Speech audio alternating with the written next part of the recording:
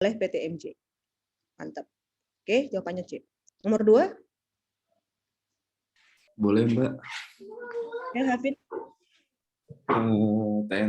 Tuanso adalah pedagang eceran mebel yang telah dikukuhkan sebagai pengusaha kena pajak. Pada 10 Januari 2019, mengirim 5 unit meja kantor ke CV AS dengan harga jual 15 juta dan barang diterima pada tanggal yang sama. Apabila Tuanso menyampaikan tagihan atas penyerahan tersebut tanggal 10 Februari 2019 dan baru dibayarkan tanggal 10 Maret 2019, maka Tuanso harus melibatkan faktur pajak tanggal 10 Januari 2019 yang diatur pada pasal 13 ayat 1A huruf A, Mbak. Pada saat penyerahan BKP dan atau JKP. Oke. Jawabannya benar A. Pembuatan faktur pada saat kapan? Saat penyerahan atau saat pembayaran. Mana lebih dahulu terjadi? Oke, jawabannya A. Nomor 3.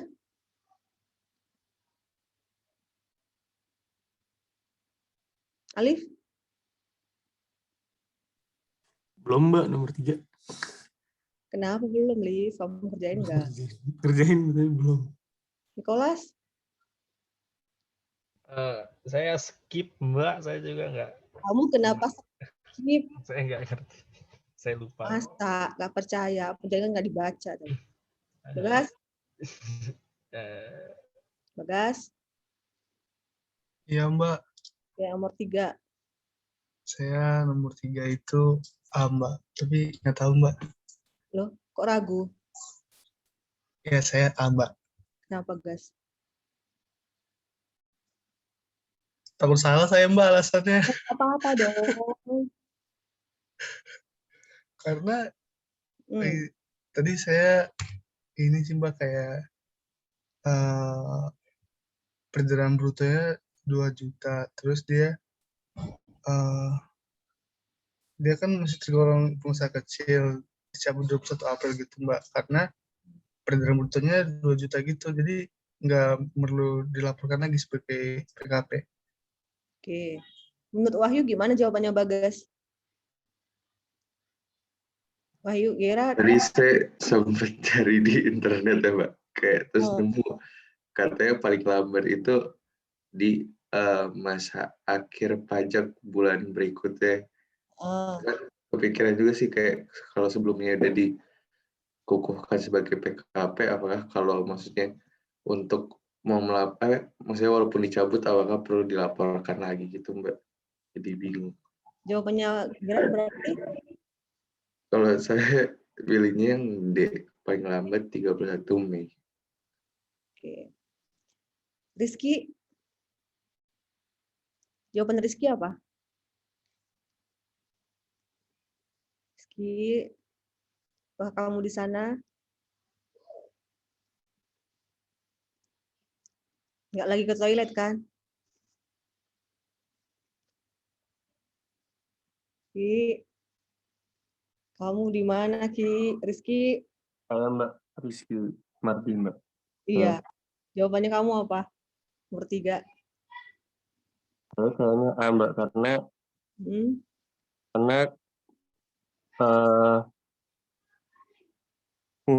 pengukuhan PKP-nya dicabut, Mbak.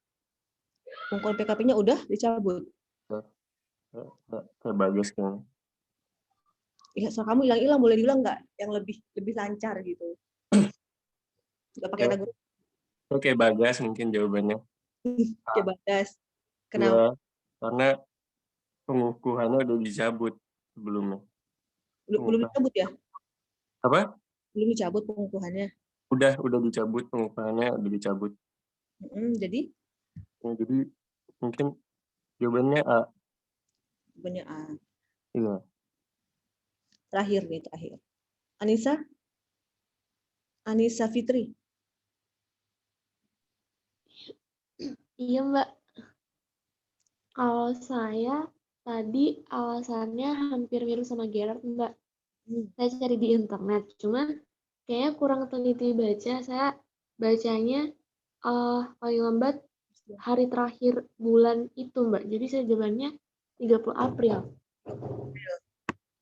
terakhir banget deh. Marcella. Ya, Mbak. Marcella apa nomor 3? Aku mikirnya A, karena kan dia udah nggak dikukuhkan, terus peredaran botolnya cuma 2 juta. Ini masih hampir benar. Jadi nomor 3, A mengelola salon kecantikan tanggal 11 November dikukuhkan sebagai PKP yang kemudian dicabut. Karena dia masih tergolong pengusaha kecil. Katakan saat itu berarti ketika dia sudah nggak memenuhi threshold-nya dicabut gitu ya. Jadi pengusaha kecil. Kemudian setelah pencabutan PKP tanggal 21 April 2019, jumlah peredaran botolnya sejumlah 2 juta. Nah, untuk menjadi PKP ada threshold tertentu yaitu 4,8 miliar. Saya mungkin belum ngajarin ya kalian ya. Ada threshold tertentu yang harus dipenuhi untuk menjadi seorang PKP.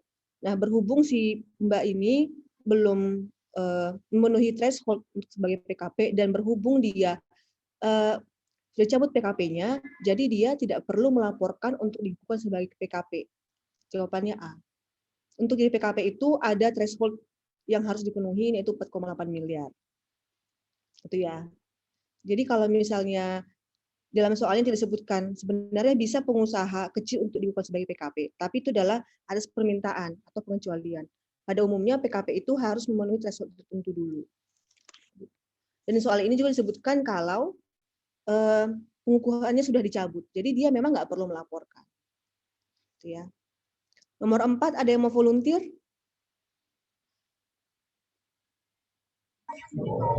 Saya mau Mbak coba. Ya boleh, silahkan. Bagus. Perlu dibaca soalnya nggak? Apa langsung jawabannya aja? Mau baca dulu boleh, langsung jawab juga nggak apa-apa. Kalau menurut saya sih jawabannya D, Mbak. Kan gara-gara, setahu saya kalau perusahaan outsourcing tuh nggak dikenain PPN. Jadi jawabannya D. Iya Mbak, benar. Kalau menurut saya. Menurut Elvani? Menurut saya jawabannya A, Mbak, yang nomor 4. A, karena? Karena penyerahan jasa tenaga kerja nggak dikenakan PPN yang dilakukan CVSO. Ulang coba, karena jasanya tidak dikenain PPN. Iya. Oke. Ada yang lain?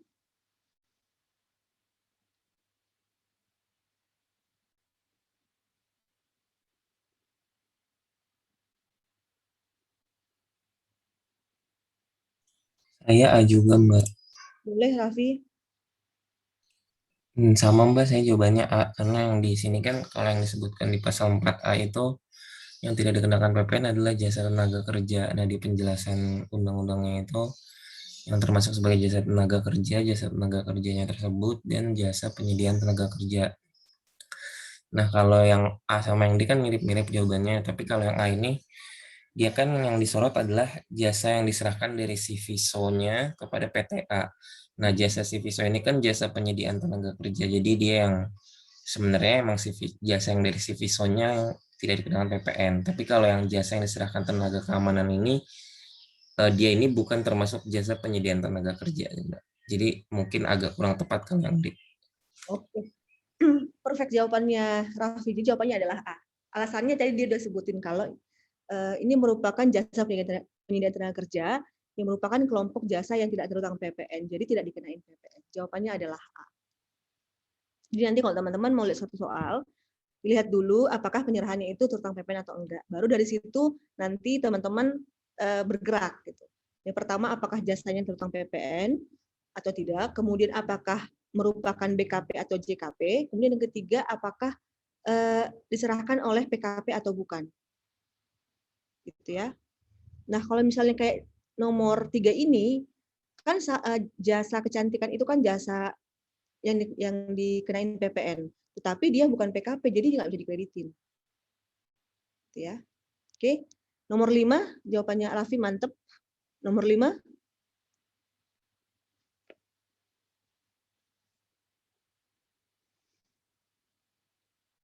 Ada yang mau volunteer? Jessie? Ya, Mbak. Nomor 5 jawaban Cesi gimana? Tapi maaf ya Mbak kalau salah. Kalau saya jawabnya nomor 5 C. Karena kalau faktur pajak harus sesuai dengan transaksi yang terjadi pada saat itu. Jadi ketika dia bayarnya tanggal 28 Mei, dia nggak perlu mengubah faktur pajaknya. Oke. Syarifah? Saya belum ini Mbak, belum sempat ngerjain yang ini tadi. Dimas? Kalau saya sih kayaknya D sih Mbak, karena faktur nggak tahu sih di antara D atau A, dia pembetulan faktur pajak atau penerbitan faktur pajak baru. Soalnya kan faktur pajak itu kan diterbitkan pada saat pembayaran ya Mbak ya. Soalnya ini nggak tahu kenapa tiba-tiba dia nerbitinnya tanggal 21. Padahal penerima pembayaran kan baru terima tanggal 28 Mei. Soalnya di saat-saat lain juga itu juga nggak ngejelasin si penyerahan BKP-nya juga nggak termasuk itu Mbak, karena kan yang saat lain kan juga kayak cuman yang kayak BKP yang fluktuasinya harganya naik turun, yang gitu-gitu kan ya. Jadi kayak nggak jelas. Makanya kalau saya di antara A atau D Mbak, bingung malah jadinya. Danur? Makasih ya. Danur? Hadir Mbak, kalau saya jawabannya yang C Mbak. Karena dia kan penyerahannya tanggal 21 kan, 21 April. Nah dia juga bikin pajaknya 21 April, tapi dia pembayarannya 28, cuman paling dia dikenain sanksi terlambat bayar gitu Mbak. Oke. Terakhir deh, Amalia? Oh, saya juga yang C, Mbak. Iya. Yang C, Mbak. Soalnya dia penyerahannya juga di tanggal 21 April 2019 gitu, Mbak. Jadi pembuatan faktur pajaknya juga di tanggal segitu. Oke. Jadi jawabannya adalah C. Faktur dibuat tanggal 1 April. Jadi kurs yang berlaku adalah saat itu juga, saat faktur dibuat.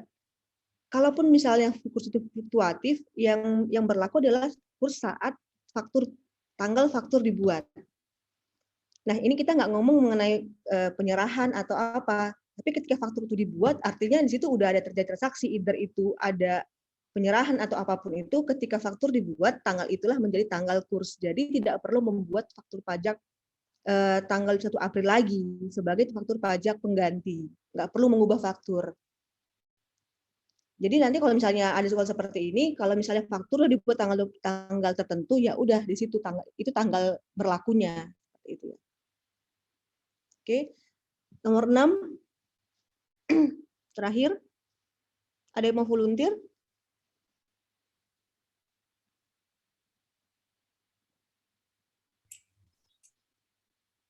Mbak, mau nanya dulu Mbak, buat yang nomor 5, berarti atas kurang bayarnya itu gimana tuh Mbak?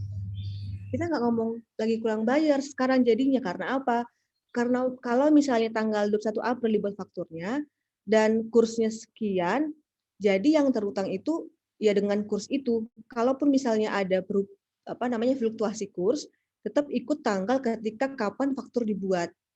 Kurang bayar itu datang dari apabila secara substansial ada memang pajak yang belum dibayar, either itu ada transaksi yang tidak dilaporkan atau memang pembayaran yang belum diterima gitu. Oke? Oke Mbak, makasih. Jadi selisih kurs itu tidak membuat dia menjadi punya utang pajak.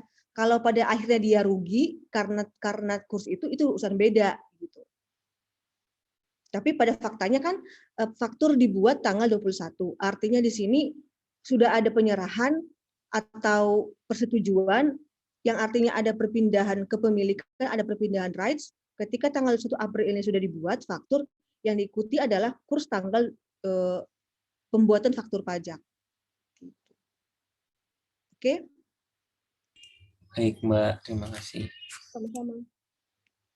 Dia jadi nggak nambah utang ya, jadinya ya. Nomor 6, ada yang mau tanya, ada yang mau volunteer? Febrino?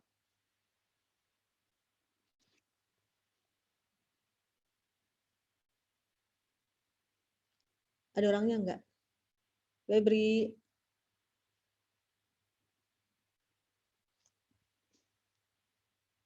Febri ada.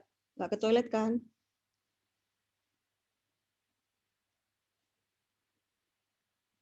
Yudit? Saya bingung Mbak antara C sama D. Karena backup. Karena di bengkel termasuk BKP, terus termasuk kegiatan tukar-menukar. Nggak tahu sih Mbak, antara itu Mbak. Masih bingung. Nggak apa-apa. Thank you ya. Herlina? Iya Mbak, Herlina apa? saya yang C sih Mbak, tapi sama juga kayak Judith itu apakah karena dia BKP jadi termasuk juga. Antara C sama D? Iya. Cenderungnya kemana? Ke C. Ke C. Terutama PPN karena pinjam busi antara bengkel sebenarnya termasuk kita tukar menukar. Amar Fahri. Saya bingung tapi saya ininya ke D, Mbak. D. Terutama karena yang dipinjam adalah BKP. BKP dari PKP. Oke. Anissa?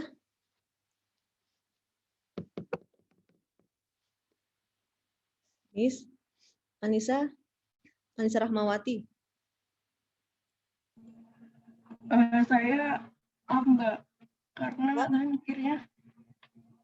mikirnya itu meminjam bukan termasuk penyerahan BKP. Oke. Ini Edwin? Kalau saya cenderung ke D sih Mbak, soalnya apapun bentuknya kalau meminjam itu ada penyerahan BKP dapat dikenakan objek PPN. Dapat dikenakan objek PPN. Sebentar ya. Oh, bentar. Orteksnya. Pasal 4.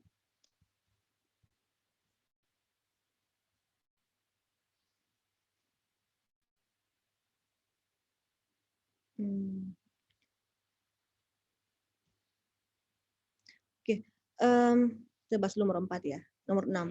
Sebenarnya di sini kan yang pertama, apakah meminjam itu termasuk kegiatan penyerahan yang terutang PPN? Ini kan kita ngomongnya meminjam ya. Nah, sebenarnya pinjam-meminjam ini tidak termasuk kegiatan yang terutang PPN. Teman-teman jangan terkecoh pinjam-meminjam sebagai tukar-menukar. Ya. Jadi di sini kan si bengkel autokurs ini oke, dia PKP, jasanya jasa yang menyerahkan jasa pada kegiatan usahanya itu menyediakan jasa bengkel, jasa perbaikan yang merupakan jasa terutang pajak, tapi yang dilakukan ini adalah meminjamkan busi. Dan teman-teman jangan terkecoh karena dia PKP dan karena dia pengusaha bengkel. Kejadiannya adalah meminjamkan 4 busi bengkel kepada katakan si ini PKP juga. Nah, teman-teman yang perlu teman-teman sorot adalah meminjamkan 4 busi ini. Nah, kan soalnya dibilangnya atas peminjaman busi ini. Nah, peminjaman busi ini bukan merupakan pengertian penyerahan BKP ataupun JKP. Jadi bukan penyerahan yang terutang PPN. Jawabannya adalah A. Oke. Jadi jangan terkecoh ya teman-teman. Mbak Maria, maaf. Tadi saya sempat baca dikit di internet. Ada yang bilang kalau misalnya ada peminjaman seperti itu, Mbak. Nah, terus kalau misalnya nanti dibalikinnya itu dalam bentuk uang, balikin peminjaman itu dalam bentuk uang itu terkena PPN karena sama saja jual beli. Terus kalau misalnya dikembalikannya dalam bentuk barang, itu disebutnya sebagai kegiatan tukar menukar. Jadi ada penyerahan hak atas barang. Betul. Kebetulan di soalnya kan tadi cuma meminjam. Kalau misalnya ada dikasih dengan uang, berarti dia kan jadinya sewa. Gitu ya. Gitu. Kalau misalnya busi dipinjam kalau misalnya siapa sih perusahaan A tadi? Perusahaan auto apa ini? Autocars dengan si Otodaya ini, si Autocars ngasih busi, kemudian yang satu entah ngasih apa, saya nggak ngerti elektronik, baru tukar-menukar. Tapi kan ini soalnya cuma minjem doang. Dan ini tidak ada perpindahan berarti kan. Nanti teman-teman ini ya, kalau misalnya lihat soal seperti ini, baca as it is ya. Baca sesuai dengan apa yang tersedia di soal. Karena kadang-kadang mahasiswa karena dia ragu-ragu, pikirannya bercabang kemana-mana gitu. Kalau ini gimana? Kalau ini gimana? Tapi nanti teman-teman kalau ketemu soal, teman-teman baca atas informasi yang tersedia aja, gitu ya. Memang sih kalau misalnya kayak Raffi bikin asumsi, diasumsikan dibayarkan gitu. Saya memang nggak akan langsung menyalahkan karena ada peristiwa tambahan gitu. Tapi kalau seperti ini baca sebagai apa yang informasi sediakan.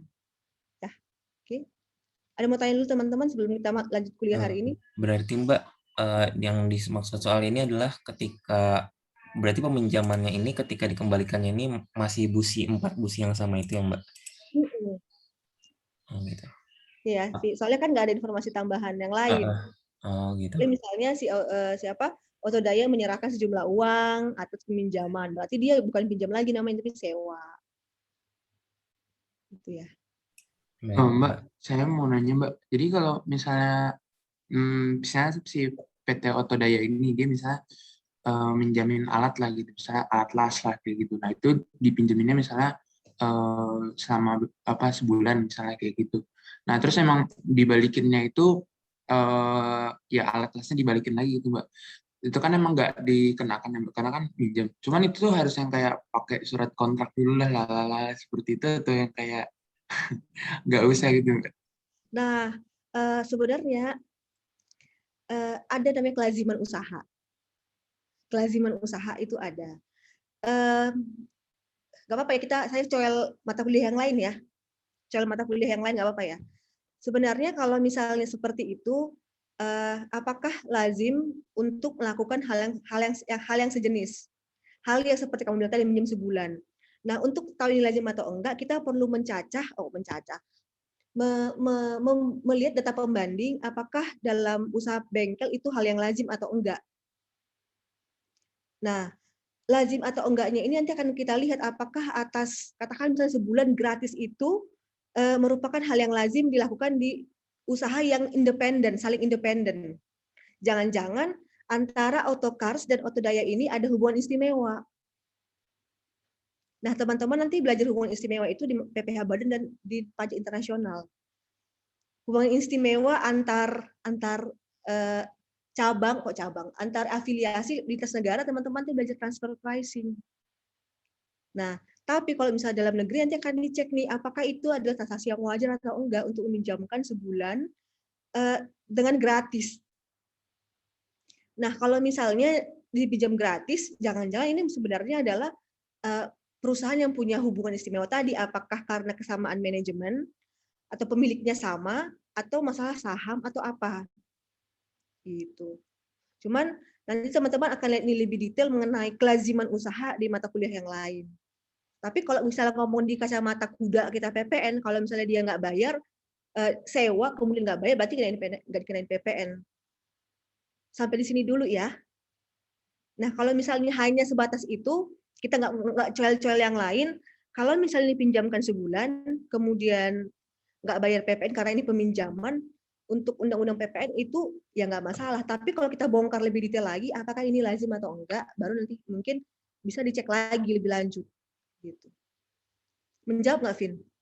Menjawab, Mbak. Makasih, Mbak. Karena sebenarnya yang kamu tanya ini, Vin, itu biasa terjadi untuk perusahaan yang punya hubungan istimewa. Gitu. Baik dalam negeri maupun luar negeri, apalagi luar negeri. Gitu. Karena ada perusahaan jadi cost center, ada yang profit center. Gitu. Oke. Nanti kalau misalnya perusahaan ini lintas negara, katakan misalnya ada peminjaman alat Otokars di mana di Singapura dengan dia punya banyak dealer di Indonesia gitu, dipinjamin alat ke Indonesia kemudian nggak perlu dibayar atas peminjamannya, ini baru perlu dipertanyakan. Gitu. Nanti perlu cek masalah transfer pricing-nya. Oh, jajannya ada hubungan istimewa sehingga perlu ditetapkan ulang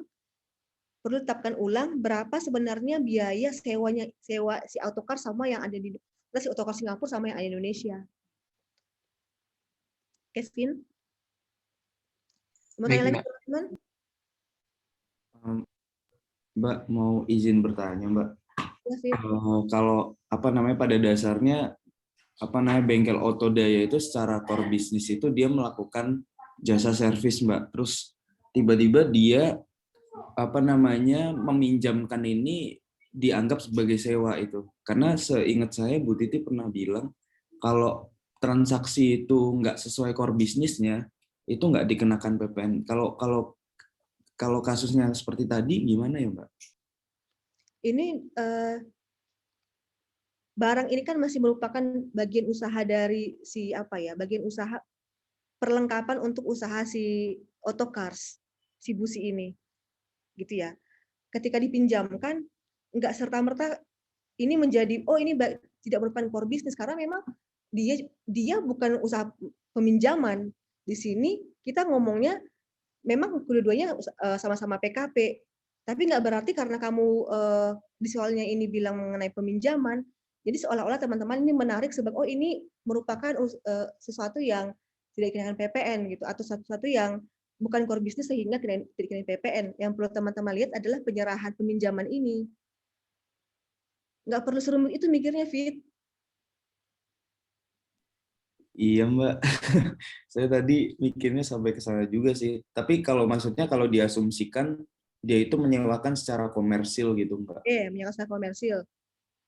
Itu dia nggak sesuai core bisnisnya, dia tetap dianggap sebagai penyerahan JKP atau gimana ya, Mbak ya? Nah, tapi kan gini, Fit. Yang diserahkan itu kan sebenarnya Busi ya. Busi itu kan bagian dari core bisnisnya dia, kalau menurut pendapat saya ya. Kecuali dia menyerahkan hal lain, barang lain yang memang bukan berurusan dengan perbengkelan. Sepanjang dia itu masih berhubungan dengan perbengkelan, kalau dia menyewakan, itu bisa dianggap sebagai bagian dari usahanya dia. Nggak harus ngurusin mobil tok kan. Kalau misalkan dia bengkel besar, dia bisa-bisa aja dong menyewakan ke bengkel yang lebih kecil. Dan sewakan itu adalah bagian dari peralatan yang berhubungan dengan kegiatan usahanya, usaha perbengkelan. Kecuali mungkin dia nyewain apa ya, nyewain furniture gitu baru beda cerita kan gitu. Atau apa ya, sepanjang yang produknya itu masih berhubungan sama core bisnisnya dia, kita masih bisa menganggap itu sebagai bagian dari kegiatan usaha meskipun nanti usaha lain-lain gitu. Oke, baik, Mbak. Jangan terlalu rumit mikirnya, Fit. Oke. Atau misalnya si Autocast ini dia nyewakan mobil gitu ya, nyewakan mobil ke mobil operasional dia ke si Otodaya, ya dia kan bukan persewaan mobil. Tapi kalau misalnya dia masih berhubungan sama kegiatan usahanya tadi kan nyewain Busi, kan masih part dari bisnisnya dia sebagai usaha bengkel. Boleh dong. Oke, Fit. Siap, Mbak. Intinya pokoknya kalau selagi dia berhubungan dengan apa namanya core bisnisnya atau mungkin barang-barang usaha utamanya itu dia bisa dianggap sebagai apa namanya penyerahan jasa ya, jasa ataupun barang ya, Mbak. Iya. Saya sih berpendapat seperti itu ya, Fit. Oke, terima kasih, Mbak. Nah, kita masuk ke masih tanya lagi nggak, teman-teman? Saya share screen dulu ya, sambil nunggu. Oke. Kita hari ini bahas hal yang berbeda dari yang nggak berbeda sih, sebenarnya sih udah biasa. Hal yang kalau di SAP-nya bilangnya ketentuan khusus dalam Undang-Undang PPN. Kenapa khusus? Karena ini adalah hal yang menyimpang dari mekanisme kredit pada umumnya. Tapi penyimpangan ini quote-unquote sering menjadi bagian dari kebijakan. Nah, itu yang mungkin teman-teman sering dengar, PPN dibebaskan dan terutang tidak dipungut. Nah, ini sering menjadi instrumen untuk kebijakan pajak, kebijakan fiskal atas penyerahan di daerah tertentu atau penyerahan yang bersifatnya itu hanya sementara karena bersifat insentif. Mana ya? Ini sebenarnya secara teori hanya ada dua jenis insentif sebenarnya secara teoritis. Yang pertama adalah exemption, VAT exemption. Yang kedua, zero rate.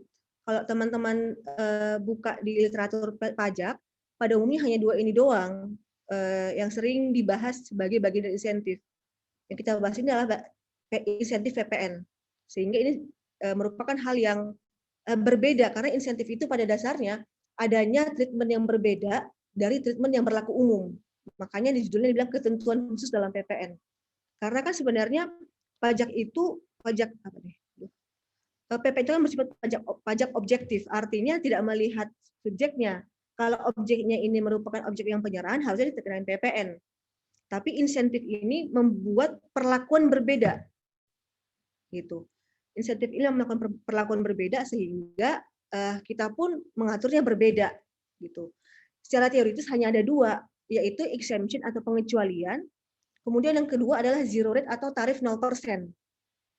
Nah, di Indonesia akan macam-macam bentuk dari kebijakannya. Ada yang PPN ditanggung pemerintah, kayak sekarang, kemudian ada PPN dibayar pemerintah, terutang tidak dipungut, macam-macam. Tapi itu merupakan konvergensi dari kedua